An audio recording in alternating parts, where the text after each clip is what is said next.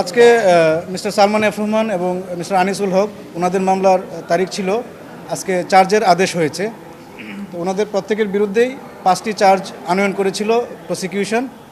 এই 5টি charge learned tribunal ওনাদেরকে পাঠ করে শুনিয়েছে। আর তার আগে আমরা ওনাদের পক্ষে একটা ডিসচার্জ অ্যাপ্লিকেশন করেছিলাম। আমাদের ডিসচার্জ অ্যাপ্লিকেশনটা ওনারা নামঞ্জুর করেছেন এবং মামলার চার্জ শোনার পরে আসামিদেরকে জিজ্ঞাসা করা হয়েছিল যে ওনারা কি গিলটি প্লিড করেন কি না।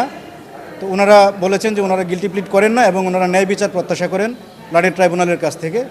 এবং ট্রাইব্যুনাল মামলার পরবর্তী তারিখ ধার্য করেছেন 10/2 প্রসিকিউশনের ওপেনিং স্টেটমেন্ট এবং সাক্ষীর জন্য এবং ডিফেন্সের কোনো উইটনেস এবং এভিডেন্স দেওয়ার থাকলে তার লিস্ট দেওয়ার জন্য। আমরা আমাদের ক্লায়েন্টের সাথে কথা বলেছি, ওনারা চিন্তা করে জানাবেন সাফে সাক্ষী দেবেন কিনা। আমরা ডিসচার্জ চেয়েছিলাম যে এলিগেশনগুলো আনা হয়েছে ওনারা তো আসলে কোনো সুপিরিয়র কমান্ড পজিশনে ছিলেন না এবং টেলিফোন কনভারসেশন যেটা এখানে রেফার করা হয়েছে ওনারা বলেছেন যে ওনারা কখনোই এই ধরনের কোনো কনভারসেশন করেন নাই। এটা যে কনভারসেশনটা তৈরি করা হয়েছে এটা ওনারা চ্যালেঞ্জ করেন যে এটা অন্যভাবে তৈরি করা হয়েছে, হয়তো এআই জেনারেটেড। আর যে এলিগেশনগুলো আনা হয়েছে এখানে ওনাদের বিরুদ্ধে কোনো ইনক্রিমিনেটিং কোনো এভিডেন্স নেই। এই সমস্ত গ্রাউন্ডে আমরা ডিসচার্জ চেয়েছিলাম।